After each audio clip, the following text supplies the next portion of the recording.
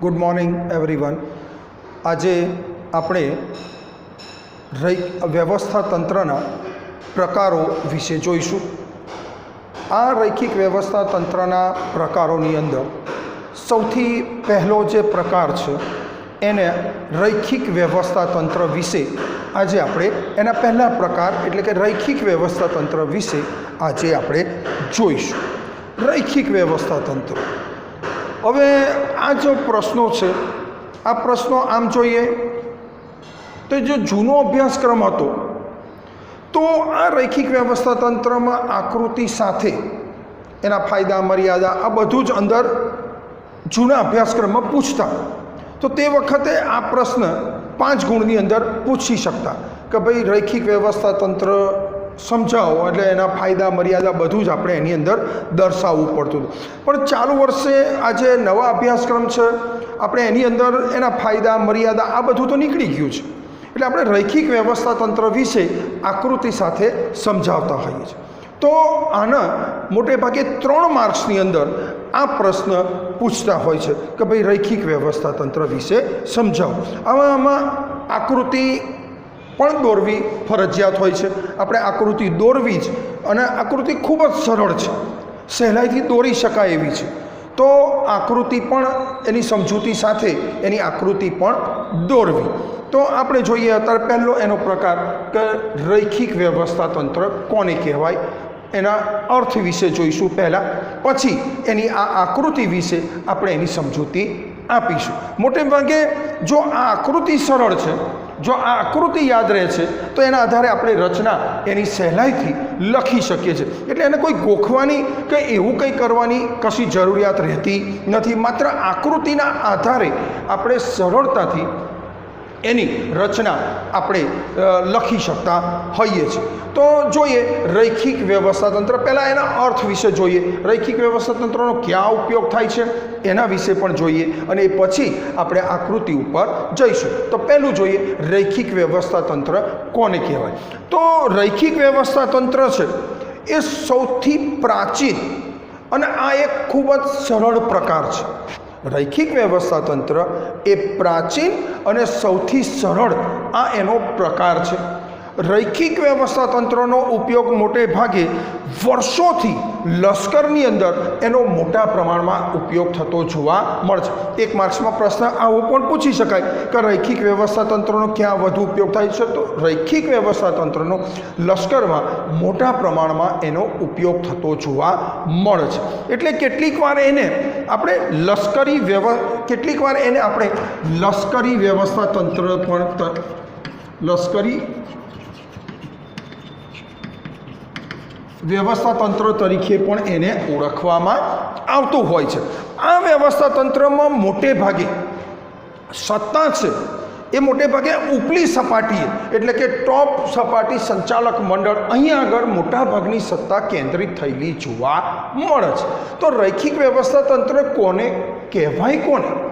તો રૈખિક વ્યવસ્થા તંત્રની વ્યાખ્યા આપવી હોય તો આ રીતે આપી શકાય કે જે વ્યવસ્થા તંત્રમાં સત્તાની સોંપણી સીધી લીટીમાં એટલે કે ઉપરથી નીચેની તરફ ક્રમશઃ કરવામાં આવતી હોય તો એને આપણે રૈખિક વ્યવસ્થા તંત્ર તરીકે ઓળખવામાં આવે છે। ફરીથી રૈખિક વ્યવસ્થા તંત્ર કોને કહેવાય? તો રૈખિક વ્યવસ્થા તંત્ર એટલે જે વ્યવસ્થા તંત્રમાં સત્તાની સોંપણી સીધી લીટીમાં એટલે કે ઉપરથી નીચેની તરફ ક્રમશઃ કરવામાં આવતી હોય તો એને આપણે રૈખિક વ્યવસ્થા તંત્ર તરીકે ઓળખવામાં આવે છે।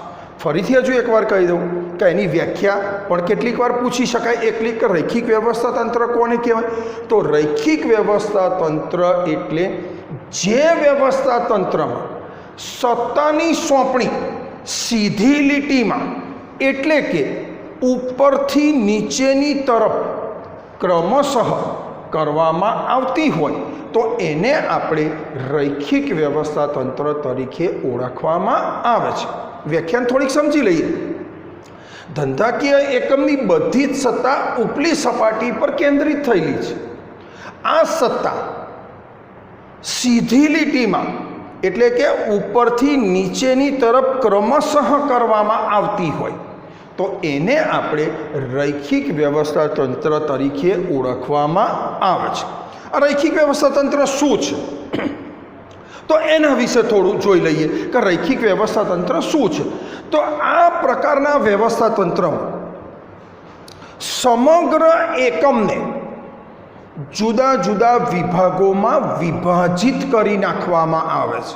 ફરીથી, આ રૈખિક વ્યવસ્થા તંત્રમાં સમગ્ર એકમને જુદા જુદા વિભાગોમાં વિભાજિત કરી નાખવામાં આવતું હોય છે.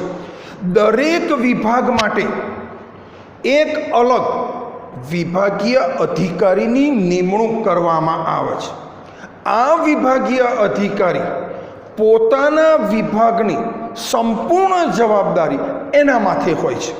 એને સંપૂર્ણ સત્તા અને જવાબદારી પણ આપવામાં આવતી હોય છે. એટલે પોતાના વિભાગ માટે જે તે અધિકારી જવાબદાર ઠેરવી શકાતો હોય છે.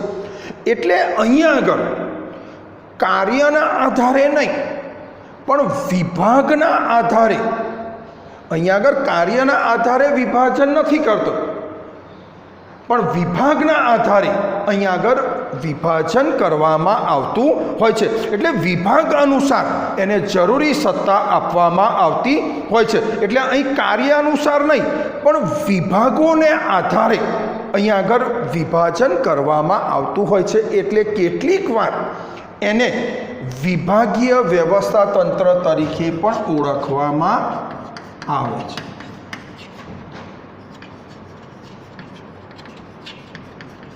એટલે એનો અર્થ એ થયો કે રૈખિક વ્યવસ્થા તંત્રને બીજા શબ્દોમાં વિભાગીય વ્યવસ્થા તંત્ર તરીકે પણ ઓળખવામાં આવે છે. અહીં કાર્યના આધારે વિભાજન કરવામાં નહીં પરંતુ વિભાગો આધારિત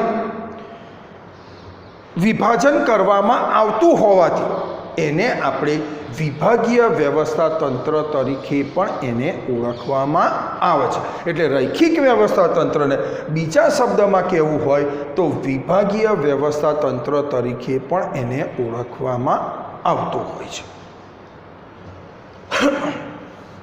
હવે આકૃતિ જોઈએ તો સૌથી પહેલું સંચાલક મંડળ છે. એ પછી જનરલ મેનેજરની નિમણૂક કરવામાં આવે છે. એ પછી સમગ્ર એકમને અહીંયા આગળ ઉત્પાદન વિભાગ, વહીવટી વિભાગ અને વેચાણ વિભાગ આવી રીતે એને વિભાજિત કરેલો છે. પછી ઉત્પાદન વિભાગોની અંદર ખરીદ અધિકારી, ઉત્પાદન અધિકારી, ખરીદ અધિકારીની નીચે કારકુન, ઉત્પાદન અધિકારીની નીચે સુપરવાઇઝર, ફોરમેન અને ફોરમેનના હાથ નીચે કામદારની નિમણૂક કરવામાં આવે છે. આમ ક્રમશઃ દરેક સમગ્ર એકમને જુદા જુદા વિભાગમાં વિભાજિત કર્યું છે. એટલે પછી વહીવટી વિભાગ, તો વહીવટી વિભાગમાં વહીવટી અધિકારી, હિસાબી અધિકારી, તો એના હાથ નીચે કારકુન.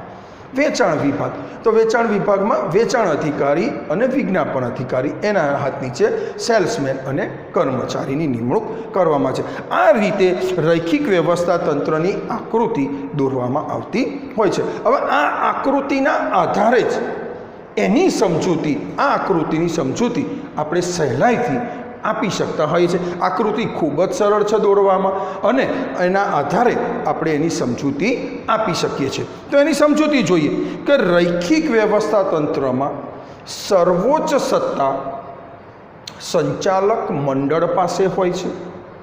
ફરીથી, રૈખિક વ્યવસ્થા તંત્રમાં સર્વોચ્ચ સત્તા સંચાલક મંડળ પાસે હોય છે. સંચાલક મંડળનું કામ શું છે? ધંધાકીય એકમના ધ્યેય અથવા નીતિ નક્કી કરવાનું કાર્ય આ સંચાલક મંડળનું હોય છે. આનું કામ પૂરું થયું. હવે આગળ, હવે પછીની ક્રમશઃ સત્તા જનરલ મેનેજર કક્ષાની વ્યક્તિ પાસે હોય છે. આનું મુખ્ય કાર્ય વહીવટી અધિકારી તરીકેનું છે. આનું મુખ્ય કાર્ય વહીવટી અધિકારી તરીકેનું છે. તદુપરાંત આને શું કામ કરવાનું છે કે સંચાલક મંડળે જે ધ્યેય અને નીતિ નક્કી કર્યા છે એનો વાસ્તવિક રીતે અમલ કરાવવાનું કાર્ય આ જનરલ મેનેજર કક્ષાની વ્યક્તિ દ્વારા કરવામાં આવતું હોય છે. હવે સમગ્ર ધંધાકીય એકમને જુદા જુદા વિભાગોમાં વિભાજિત કરવામાં આવે છે. કયા કયા વિભાગો? તો ઉત્પાદન વિભાગ, વહીવટી વિભાગ અને વેચાણ વિભાગની અંદર આ સમગ્ર એકમને વિભાજિત કરવામાં આવે છે. આ મહત્ત્વના વિભાગોના મહત્ત્વના કાર્યોના આધારે જુદા જુદા વહીવટી અધિકારીઓની નિમણૂક કરવામાં આવતી હોય છે. જેમ કે ઉત્પાદન વિભાગ છે તો ઉત્પાદન વિભાગ માટે ખરીદ અધિકારી અને ઉત્પાદન અધિકારીની નિમણૂક કરવામાં આવે છે. આ વિભાગીય અધિકારીઓ પોતાના વિભાગની સંપૂર્ણ સત્તા અને જવાબદારી આ અધિકારીઓને આપવામાં આવતી હોય છે. સંપૂર્ણ સત્તા અને જવાબદારી આ અધિકારીઓને આપવામાં આવતી હોય છે. એટલે કે પોતાના વિભાગ માટે બધા જ નિર્ણયો લેવા માટે આ અધિકારીઓ સ્વતંત્ર જોવા મળતા હોય છે. આ અધિકારીઓના હાથ નીચે સુપરવાઇઝરની નિમણૂક કરવામાં આવે છે. સુપરવાઇઝરના હાથ નીચે ફોરમેનની નિમણૂક કરે છે અને ફોરમેનની નીચે કામદારોની નિમણૂક કરવામાં આવતી હોય છે. આમ સમગ્ર સત્તાની સોંપણી ક્રમશઃ ઉપરથી નીચેની તરફ કરવામાં આવતી હોય છે. એટલે આપણે એને રૈખિક વ્યવસ્થા તંત્ર તરીકે ઓળખવામાં આવે છે. આગળ જોઈએ, કેટલીક વાર આ રીતે પણ 1 માર્ક્સનો પ્રશ્ન પૂછી શકાય કે રૈખિક વ્યવસ્થા તંત્ર ક્યાં અનુકૂળ છે? તો રૈખિક વ્યવસ્થા તંત્ર જ્યાં એકમનું કદ નાનું હોય, તદુપરાંત એનું કાર્યક્ષેત્ર જે છે એ ખૂબ જ મર્યાદિત હોય, તો એવી જગ્યાએ રૈખિક વ્યવસ્થા તંત્રનો ઉપયોગ મોટા પ્રમાણમાં કરવામાં આવતો હોય છે. કેટલી બધી વખત બોર્ડમાં આવો 1 માર્ક્સમાં પ્રશ્ન પૂછાય છે કે રૈખિક વ્યવસ્થા તંત્ર ક્યાં અનુકૂળ છે? તો રૈખિક વ્યવસ્થા તંત્ર જ્યાં એકમનું કદ નાનું હોય, કાર્યક્ષેત્ર ખૂબ જ મર્યાદિત હોય, તો એવી જગ્યાએ રૈખિક વ્યવસ્થા તંત્રનો ઉપયોગ કરવામાં આવતો હોય છે, અથવા તો એ જગ્યાએ સૌથી વધુ અનુકૂળ જોવા મળતું હોય છે. ચાલો ફરી એક વખત કહી દઉં આ આકૃતિની સમજૂતી તમને. જો સંચાલક મંડળથી શરૂઆત કરવાનું અને ક્રમશઃ નીચેની તરફ આપણે ઉતરતા જઈએ છીએ. ચાલો ફરીથી, સંચાલક મંડળ ધંધાકીય એકમની સર્વોચ્ચ સત્તા સંચાલક મંડળ પાસે કેન્દ્રિત થયેલી હોય છે. સંચાલક મંડળનું કાર્ય ધંધાકીય એકમની ધ્યેય અને નીતિ નક્કી કરવાનું છે. હવે પછીની ક્રમશઃ સત્તા જનરલ મેનેજર કક્ષાની વ્યક્તિ પાસે આવે છે. જનરલ મેનેજરનું કાર્ય વહીવટી અધિકારી તરીકેનું છે. આણે જે સંચાલકોએ ધ્યેય અને નીતિ નક્કી કર્યા છે એનો વાસ્તવિક અમલ કરાવવાનું કાર્ય આ જનરલ મેનેજર કક્ષાની વ્યક્તિ દ્વારા થતું જોવા મળે છે. હવે સમગ્ર એકમને ઉત્પાદન વિભાગ, વહીવટી વિભાગ અને વેચાણ વિભાગ આ રીતે એનું વિભાજન કરવામાં આવે છે. આ વિભાગના મહત્ત્વને આધારે અથવા વિભાગના કાર્યોના મહત્ત્વના આધારે જુદા જુદા વહીવટી અધિકારીઓની નિમણૂક કરવામાં આવે છે. જેમ કે ખરીદ અધિકારી, ઉત્પાદન અધિકારી, વહીવટી અધિકારી, હિસાબી અધિકારી, વેચાણ અધિકારી અને વિજ્ઞાપન અધિકારી. આ અધિકારી પોતાના વિભાગ માટે સંપૂર્ણ જવાબદાર હોય છે.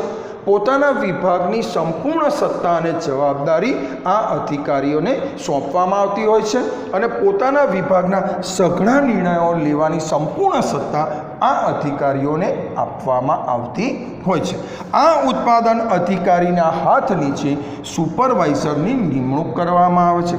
સુપરવાઇઝરના હાથ નીચે ફોરમેનની નિમણૂક કરે છે અને ફોરમેનના હાથ નીચે કામદારની નિમણૂક કરવામાં આવતી હોય છે. એટલે આમ સમગ્ર સત્તાની સોંપણી સીધી લીટીમાં એટલે કે ઉપરથી નીચેની તરફ કરવામાં આવતી હોય તો એને આપણે રૈખિક વ્યવસ્થા તંત્ર તરીકે ઓળખવામાં આવે છે.